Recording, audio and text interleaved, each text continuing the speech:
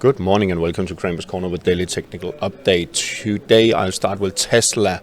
There was no news yesterday, but it still bounced fairly strongly and tested the 235.25 resistance here. If it can close above, you can see how strong it is. It got rejected there, and now again yesterday, if it can close above, well, maybe then it can move back in bullish territory. And if it closes above that level, I also think we'll get the RSI back above 60, and then we can see a push higher on Tesla.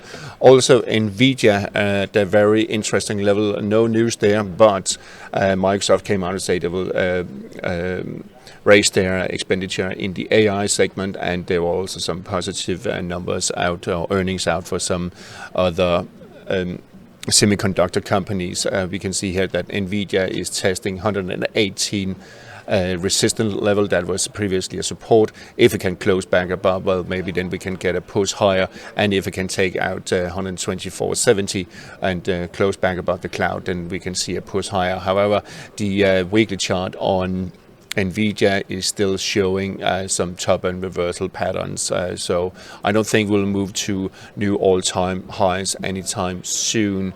Market in US was quite strong yesterday, of course, with all these big names bouncing strongly, but also on back of Fed rate decisions or signaling that they might lower or do a rate cut in September. So let's see about that.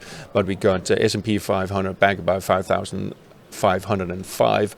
So it's still in the bullish trend. It is still in a positive, well, it's not in positive, actually closed below 40 there, so, but if it can get back above 60 threshold, that will be key, and back above this falling trend line, that will be key here at the next couple of days. Nasdaq also strong bounce after testing key support at 18,654. If it can close back above 19,473, well, then we are back in bullish territory. Then it will just be a question about getting the RSI back above 60. On the European front, the picture is a little bit more mixed. We have EUROSTOXX 50 that a couple of days ago bounced from the 47.75, couldn't hold on above 4,900, just the little spiked a little bit over, and now selling pressure has come back, and I think we could see 4,775 coming under pressure, and then we could see a sell-off down to 4,700 if taken out. DAX has also been very indecisive, but I think we will see a bearish move here over the next couple of days. It is a little bit directionless, I would say. Then it's above the cloud, then it's below, then so it's not really a strong signal, but if it takes out the lows here, 18,096, well, then expect further selling. The Amsterdam index AEX couldn't move all the way up to 930. If it moves back below and closes below 918, I think sellers will come back in and pushing lower towards 900. We have CAC 40 back below 74.64, and I think we will see a push in the coming days towards 7,300. If RSI closes back below 40 threshold, I'm quite confident that will come into play. If it takes out the peak from yesterday, well, then we will see a push towards 7,700. But as you can see, we are in a bearish trend with overall bearish sentiment and declining moving averages.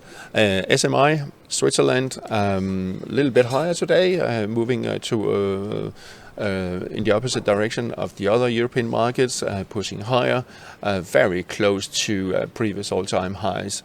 So short-term quite bullish. If it can close back above the 60 threshold and especially above this falling trend line, well, then expect new all-time highs on the Swiss market.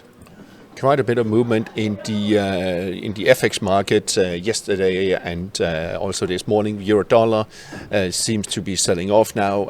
We talked about it yesterday that there was risk down to the 61.8 retracement at 107.73, and I think we'll touch that here this morning, possibly dipping down lower. That will all be key. What will happen with the RSI? Will it close below 40 or not? If it does, well, then there's a potential down to 107.25, which is the 57.86 retracement. Otherwise, we will see a bounce from there. I think we can remove this one because it's a bit obsolete now. So that would be key here. Keep an eye on the RSI. We have euro sterling spiking higher, and that's because cable or sterling dollar is selling off. A move here in euro sterling, again testing the 61.8 retracement at 84.55. Can it break up, take out that 84.60 spike here the other day, last week? Then there's potential up to 84.75, possibly all the way up to 85, but I'm not quite sure about that. But we are in a correction phase. If it drops back below the lows here at 84, well, then expect bear trend to resume. You can see cable here very close to the 61.8 retracement at 127.80, and it's also a fairly strong support. We have the 55 moving coming up, but we have some support around here. So I think we'll see a bounce from these levels, but if they can push it through here, and then there's potential down to 127 area where there's also very strong support. Again, keep an eye on RSI, will it close below 40 or not. Yen pairs sold off heavily again yesterday, also throughout the night, and also this early morning. Dollar yen spiked below 149.20. It was not the strongest support, I would say. There's still downside risk towards 147.5, 146 in this region here.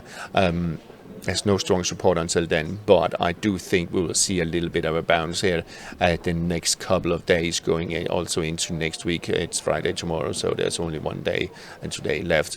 I think we could see a bounce if it can stay above 149.20 euro yen. I think we will see a test of 160.38 or 35, around 160, maybe dipping down to that level. The divergence here has been cancelled, so there's no divergence on the RSI. We are in a bit of an oversold territory. You can see 16.74. That's really, really low, and remember, it can only go to 0, and we never see that. So I think we'll see a spike down to around 160. That could be seen, and then a fairly strong bounce. Key question will be, can it close back above 162.30. If it does, well, then there could be a bounce up to around 164. The Aussie yen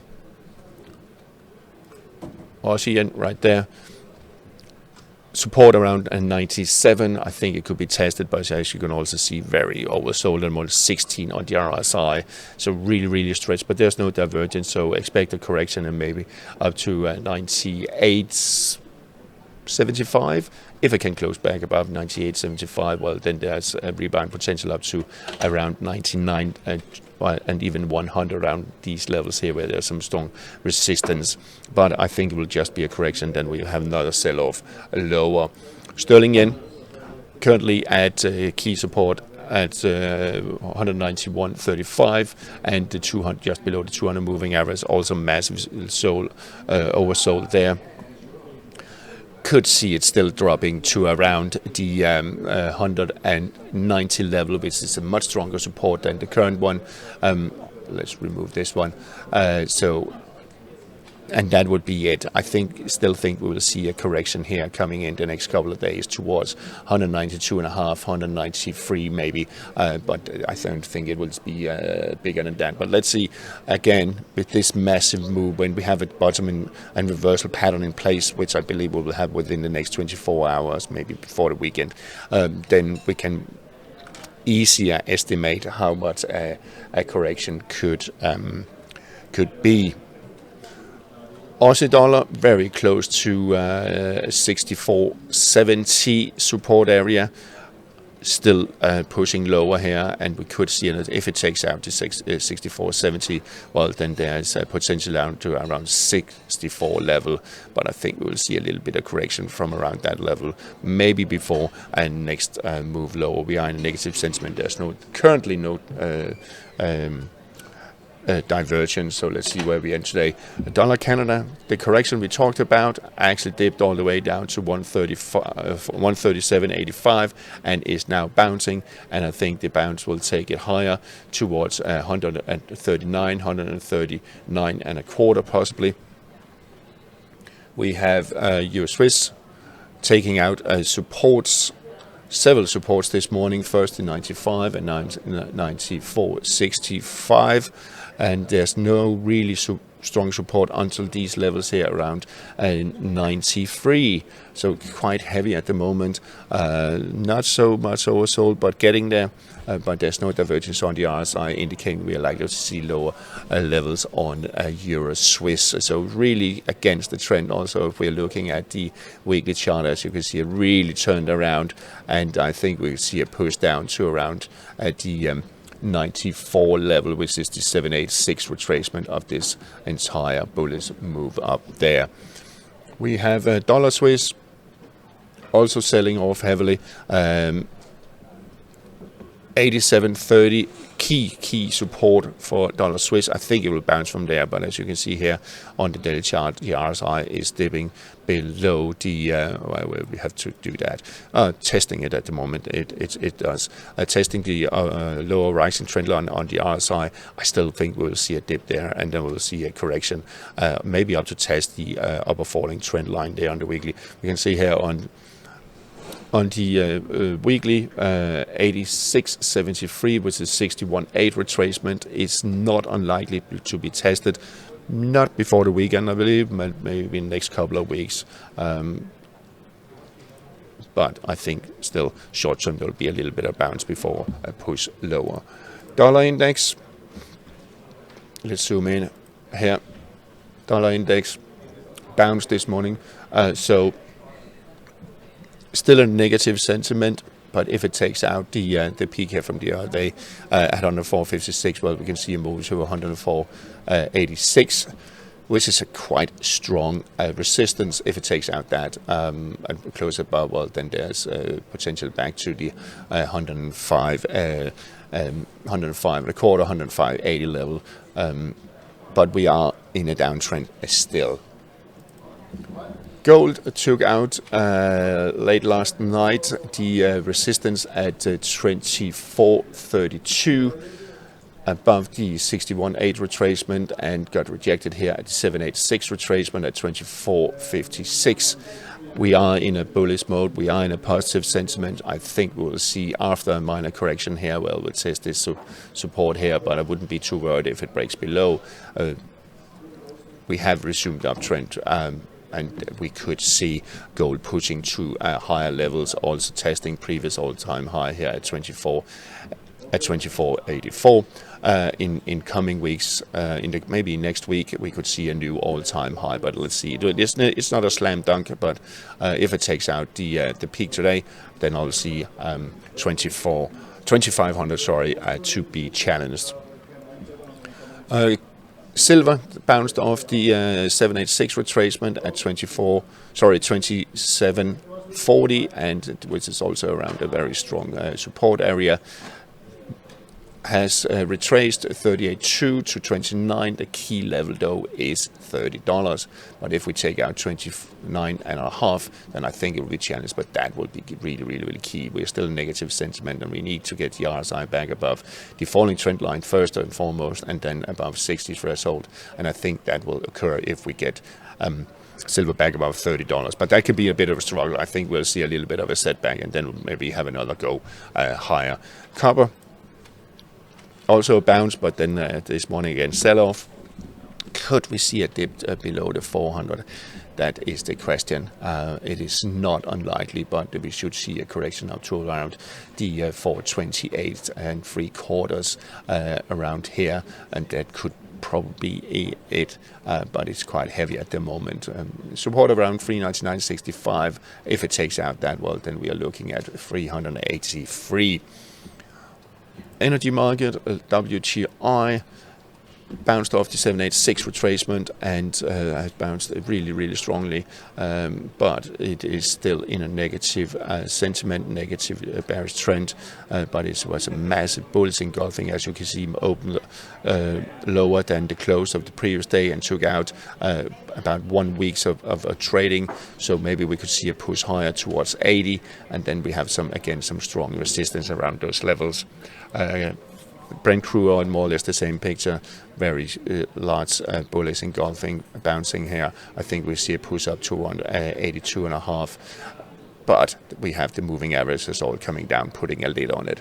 Finally, we will have a look at the treasury yields. The US 10-year treasury yield dropped below the support area here, and very close to 4%, and I think that could be tested here at the next in fairly short term, maybe next week, but expect a little bit of correction, then another go at it. So quite downside pressure on the treasury yields. The 2-year massive dip yesterday to 420, no support until about 4%, and I think we will get there within the next week or two. All right, that's all for today. Have a nice day and happy trading.